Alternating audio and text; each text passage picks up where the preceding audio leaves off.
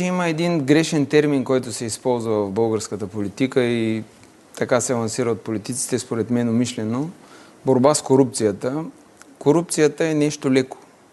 Ние говорим за много тежка мафия в България, организирана престъпна група, която е овладяла всяко едно ниво в държавата и в което, за съжаление, според мен участват и всички партии негласно по някакъв начин, защото няма как да го виждат това нещо и да не се прави нищо по въпроса. Икономика се прави или просперитет само в спокойна държава. Там, където властват мутри, там, където няма свобода, там, където институциите не работят, нали, господата се чуят защо няма избирателна активност. Защото хората не вярват. Трябва да се зададе въпроса защо не вярват тези, които са били във властта до момента, които са управлявали. Това, което трябва да направим, да покажем на хората, че нещо може да се случи, че някой се бори за тях.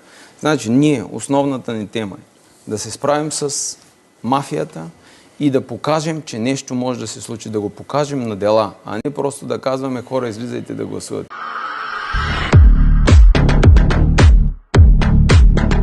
Господин Михайлов, как иска да оправи България този, който не може да запази една парламентарна група от 13 души? Вижте, ако целта е да запазим нещо на всяка цена, то тогава лесно може да го запазим, просто договорките, които ни предлагат, ще ги приемем. Но ако искаме да изпълним обещанията, които сме дали към нашите избиратели, ние трябва да сме готови на жертви. Знаете, когато един човек отиде на война, той трябва да приеме и жертвите. Опълченците на Шипка не са били там хора, които да се запазят толкова, колкото са отишли. Дори в стихотворението Шипка казват, че всеки искал едни гърди геройски на смърт да изложи. Поради тази причина някой от нашите... Това не са опълченците на Шипка. Това са 13 души, които вие лично сте избрали и не можахте да ги запазите заедно. Тук е внушение, че аз съм ги избрал лично. Аз бях подкрепа на идея, която сме тръгнали именно да се преборим с мафията. Ръководителят тогава, който си избра хората, беше полковник Николай Марков. Аз бях човека, който подкрепя, гарантирах, че те ще изпълнят това, за което са там, и поради тази причина изпълних мой ангажимент. Партията също го изпълни.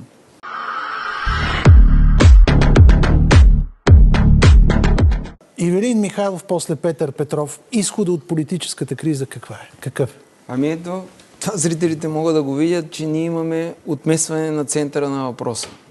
Този, който ви задавате, и хората се пускат в съвсем грешна посока. Значи, за да функционира държавата, ние първо трябва да имаме справедливост и работа на държавните органи както трябва.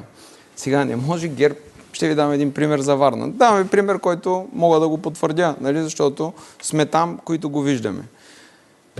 Имаха бивш кмет, който е наркозависим, бивш наркозависим. Зад него стои престъпник, който се занимава с контрабанда. Това го знаят и от БСП, защото също с него работят. Не, и слушайте ме. Зад него стои друг престъпник, който отива и купува гласове. Айде да не кажем престъпник, да, казваме мафиот или човек, който още не е, да. Нищо, и да ме глобят, няма проблем. Човек, който защото нищо не казваме и затова нищо не се случва. Да няма, обидни квалификации само. Има хора с мафиоти, така ще ги кажем, защото тогава мислим, че има някаква нередност. Има друг, който стои, който отива и купува гласове и всички ги знаят кои са. Те също ги знаят. Възраждане, примерно, живеят там. Костадин Костадинов и другите. От същите хора тогава прибиха една тяхна общинска съветничка ли беше за Дом Младост. И никой не казва за тази престъпност, която има и хората, които дори не искат да раждат. Някой казва програма как да раждат хората. Как да раждат бити и потискани хора в цялата страна. И те тръгват да обсъждат кой как да направи правителство с мафия. Това нещо не може да се случи. Значи няма как преди да се изчисти мафията, ако искат и ГЕРБ да продължат, защото не е само ДПС. Той вие сте и вие имате конкретни неща, които никой не иска да разисква. С ваши медийни групи, които формирате мненията на хората. Това говори за Продължаваме промяната, Да, България, Иво Прокопиев, който стои за тях. И тези хора, те разрушават бизнес средата. Те смазват всеки един човек, който иска да направи нещо. И оттам нататък хората няма как да ги изберат. Вие си стоите, мислите, че хората не знаят какво се случва, но хората го знаят. Това е като приказка за новите дрехи на царя. Царя е гол, само политиците не знаят, че царя е гол, целият народ знае, че царя е гол.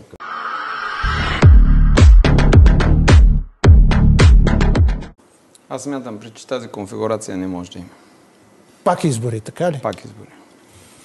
Много Добре. е скъпо, господин Михайлов. Много е скъпо. По-скъпо е на тези, които Платите купуват го гласове. вие. На нас е по-ефтино. Да, всички Не останали... плащаме ги ние, българските всеки граждани ден, ги плащат. всеки от джоба ден си ги тези. плащам нещата в Платите лично следващи отношение. избори, Всички ходите. българи ги плащат с поръчки частни. На Вижте, ваши тук хора, се които разбирате ли с източват хора? язовири, Не моля ви съм се, разбрал. вейте Аз от съм язовири и разбрал. други, които са от БСП, скъпо било. добре. Спрете вейтата.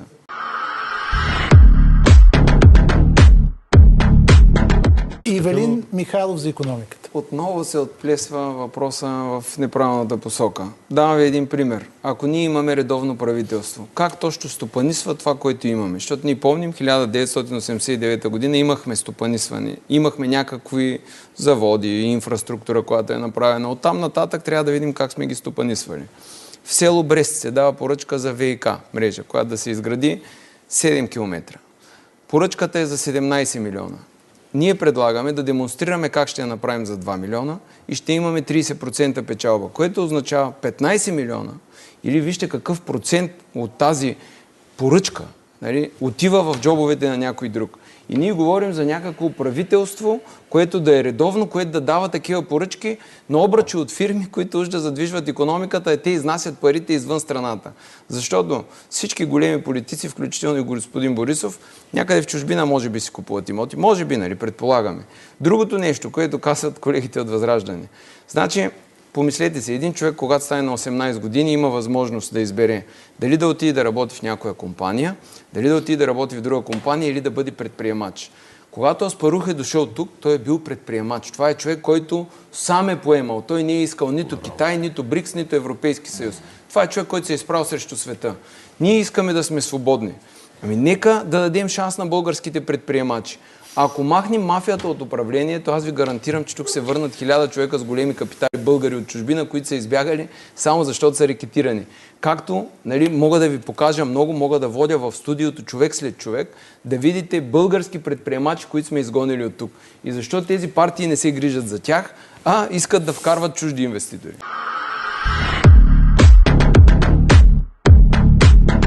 Ивелин Михайлов. Твърд неутралитет, за да може да се възстановим. Ние сме държава, която наистина е на ръба на своето съществуване. Като брой деца, като застаряващо население, ние нямаме шанс да произвеждаме нещо за война. Не може да влезем в конфликт. Това е 100%.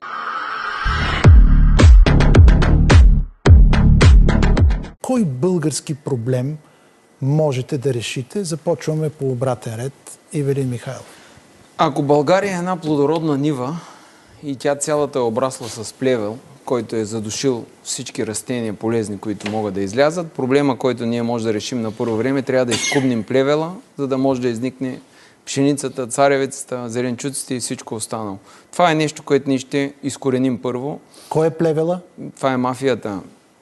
ГЕРБ, ДПС и Продължаваме промяната са основни, които са се хванали. Другите са по-такива играчи от страни, останали не толкова големи, вече те са по-малки. Но те веднъж за винаги трябва да отговарят пред закона и всичко да бъде показано черно на бяло. Когато подадем сигнал, искаме телевизиите да могат да го разследват, да пратите ваши репортери, за да видим какво е състоянието в страната. Господин Михайлов, може ли един въпрос? Да. Аз за какво да отговарям пред закона? Като част от мафията. Трябва да отговарят тези, които са виновни. Във вашата партия вие има наричате хора, които са ГЕРБ виновни. мафия.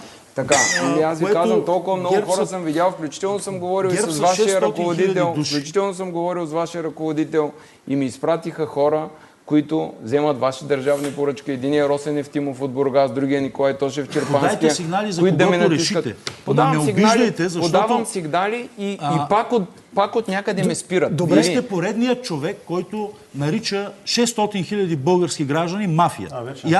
И аз това Колко са купени, не го приемам. колко са манипулирани, не мога да кажа. Да ви Добре, кажа, това само не е... вашите хора не са не е манипулирани, факт. не са може да купени. го кажа. Добре.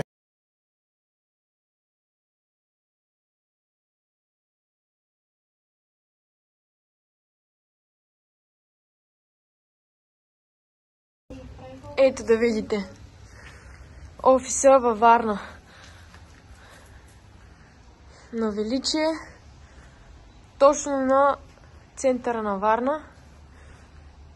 До сега бяха полицайите тук, нали така? Медиите ги няма. Няма ги. Не, то... Какво да ви кажа? Ето, вижте.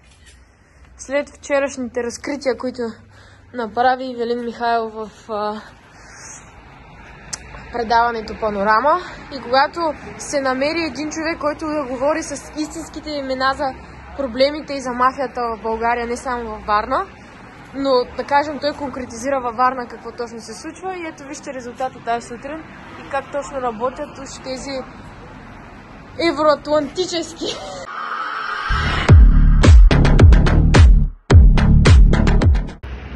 Здравейте на всички! Здравейте. Правим видео от Мюнхен, икономическата столица на Германия. Станала е такава, защото хората мислят как да добавят, как да направят нещо, а не как да откраднат и как да излъжат и да направят някаква далавера. Днес беше запален офиса на партия Величие във Варна. Това е офиса на центъра, на най-големия булевар, което хора от андерграунда казаха, че това е официално предупреждение за убийство. Сега, искаме всички привърженици на Величие да не се страхуват. Ние сме гаранти за тяхната сигурност. Нашата организация е много по-голяма от организираната престъпна група, която е овладяла държавата. Давайте атака до край, а за сигурността и за възмездието ще се погрижим ние. Така ли е, пак? Ще допустим ли в България да бъде поругана демокрацията? Свободата. Демокрацията и свободата, защото ние вече нямаме и демокрация. Ще допустим ли да се случва това нещо и в бъдеще? Ето, виждате, щом излезат проблемите с инфраструктурните проекти, с кражбите на 15 милиарда за миналата година само в България, на мене ми изпращат ковчег, на Величие палят офисите. Не се страхувайте. Ние сме по-силни, заедно с вас, с всичките хора в нашата мила родина. Много сме организирани, по-силни, подготвени, не се притеснявайте. Те направиха първата крачка. От тук нататък отговорността е в ръцете на Бойко Борисов, Делян Пеевски и Иво Прокопиев. Европа за кръвта, която може да се пролее, нали, от двете страни, трябва да знае, че са виновни те. Ще го направим така, че да разпространим в цяла Европа. Това нещо да се знае и след дебата вчера, след конкретно казване за Варна, някакво предупреждение подобно. Нещо не са познали тези хора.